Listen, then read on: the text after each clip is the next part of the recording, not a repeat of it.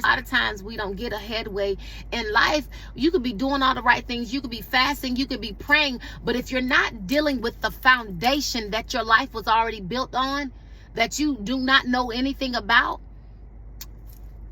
you'll trip over the rug. The things were swept, the lies, the things, let me get back into my notes, okay? Blessings and cursing. You're going through, you came across this video for a reason. Deuteronomy 30:19 says, I call heaven and earth to record this day against you, that I have set before you life and death, blessings and cursings. Therefore choose life. Choose life, that both thy and thy seed may live. What we choose affects our children. He said choose life. God is telling us what to choose. And God has been showing me, even from the beginning, when Adam and Eve was cursed. Yes, Jesus came on the scene and he cleansed us and he washed us. But even Adam and Eve was cursed because of their disobedience. And all they had to do, God just wanted to commune and talk with them. They did something wrong and they hid. Not only did they disobey, they were cursed. They were kicked out of the garden. I look at the garden as you know how we prepare for our baby that's coming for the baby shower. Their room is fixed up. They have a bassinet to sleep in. Their food is, already purchased before they come. Their living arrangements is already established before they come. That's how we were taken care of in the Garden of Eden. And then the fall of man messed it up. You read Genesis 1, and then I want to also talk about another curse in the beginning. Genesis, I believe 2 or 3. I'm sorry, that was Genesis 2 when God made Adam and Eve. Genesis 1, he was creating everything. He was the baby shower. He was preparing the place where we were placed in. And then he made human, which was Adam and Eve. And then also, who else was cursed? Adam and Eve had offsprings, Cain and Abel. You remember I was telling you about a tree and then the seeds of fruit? Cain and Abel, if you go back and read Genesis 4, go back and read Genesis 4. Cain and Abel. Cain was a bad seed and Abel was a good seed. Their occupation was talked about in the beginning. Cain tilled the ground. Remember, we were cursed. That was one of the curses. And Abel, he cared for the sheep. So good. He cared for the sheep. If you go back and read Genesis 4, you'll get that revelation.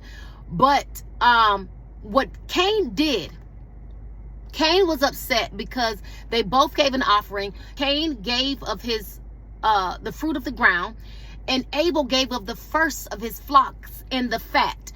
Go read it. And so what happened was God accepted Abel's offering, and he was pleased, and he was not so pleased with Cain's offering. The reason why is because Abel gave up the first. Okay, this is so good. Cain was upset and he did a thing. He killed his brother. Remember, I was telling you about the good and bad seed. And yeah, he killed his brother, and he began to, the whole story, God asked him, where's your brother? He was like, first of all, he had an attitude and was like, I'm not my brother's keeper, knowing he done killed the boy. So God being God all knowing, mind you, God is spirit. So the whole time they're talking about God consciousness, he deals with our heart, our conscious awareness.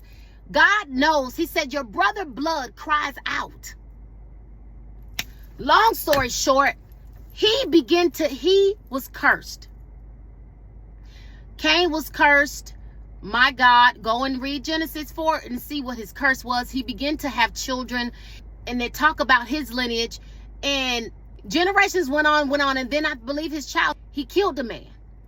Cain, Genesis 4:24, if Cain shall be avenged sevenfold, truly Lamech 70 and sevenfold. Again, because of what Cain did, one of his children did kill a man, and that was the seed, that's tree, the action, the fruit was murder. and another child ended up murdering. Again, Adam knew his wife again and had a son called Seth. Seth was a son, for God said, she hath appointed me another seed instead of Abel, whom Cain slew. And to Seth, to him also, there was born a son, and he called his name Enos, E-N-O-S. Then began men to call upon the name of the Lord. Then began men to call upon the name of the Lord. Okay, remember, Cain, scroll back up. I forgot to mention that Cain, God had said, because Cain was upset. He said, why is your countenance falling? And God says, sin lies at the door. I'll talk to you about Cain's curse. From the action, he did a thing. He killed his brother. Let me tell you why. And in the process of the time came to pass that Cain brought of the fruit of the ground offering unto the Lord. Cain was very wroth, and countenance fell. And the Lord said unto Cain, Cain, why art thou wroth? Why is thy countenance fallen? If thou doest well, shalt thou not be accepted? Meaning, if you do good, I'll accept it. Like you ain't do good. You know, why are you mad? And thou dost not well, sin lieth at the door.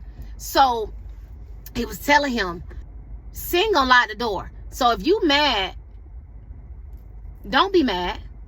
See, there's a Bible scripture that says, be angry and sin not. See, he said sin lies at the door. And unto these shall be his desire, and thou shalt rule over him. Meaning, your desire will be to sin, but you're going to rule over it. We ought to rule over sin. Okay? And Cain talked with Abel, his brother, and it came to pass. What came to pass? The sin he told him that he should rule over. When they were in the field, that Cain rose up against Abel, his brother, and slew him.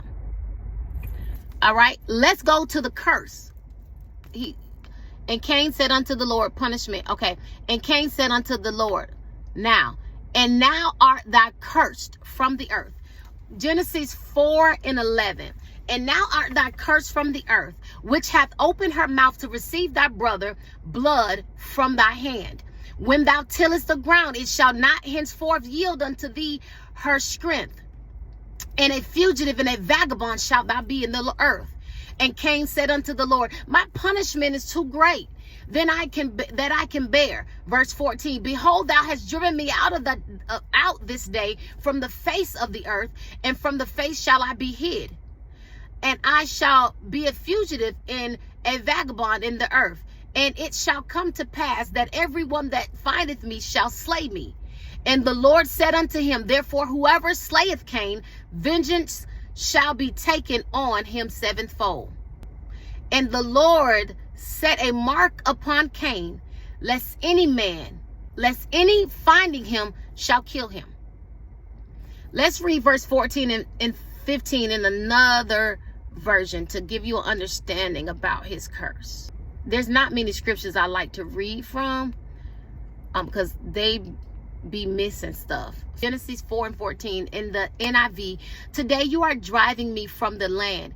This is Cain reiterating what God had cursed him, saying, and I will be hidden from your presence. I will be restless wanderer on the earth, and whoever finds me will kill me, is what he's saying. But the Lord said to him, not so. Anyone who kills Cain will suffer vengeance 7 times over.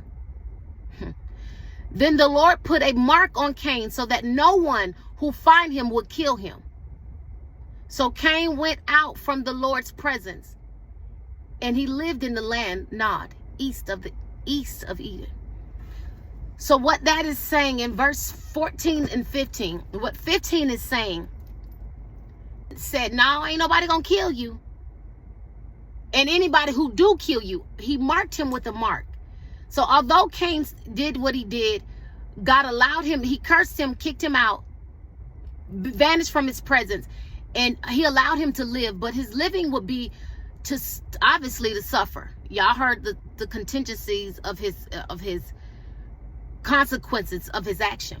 And he told him, not only would you suffer, I'm gonna make sure nobody don't kill you. Anybody who killed you will receive 7 times, vengeance 7 times over. Will suffer vengeance 7 times over. So anybody who crossed his path knew not to touch him. You go ahead and read it. And Seth said, now will I have a child that will worship the Lord. He had a good seed and had a bad seed. He restored the seed, because Abel, there were none that worshiped God that came after. There was none that came from Abel's lineage, because he was killed by his brother. Seth said, there's a child that Seth had.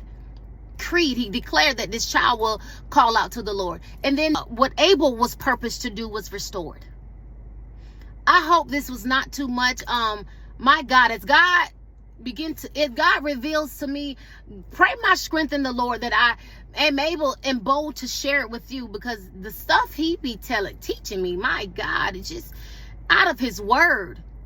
It's important to read their lineage and get an understanding about who was born and who begot who, and who was born to who, and the father of who, because you'll see later in the lineage that another child end up doing what his father did. But unbeknownst to him, he murdered a man, right? I'll tell you the child who murdered the man, Lamech. Lamech said to his wives, Adah and Zillah. Lamech took 2 wives. Listen to me, wives of Lamech. Hear my words. I have killed a man for wounding me, a young man for injuring me.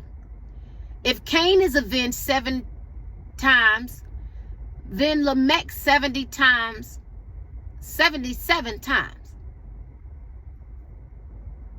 Yeah. So you see what's on the lineage.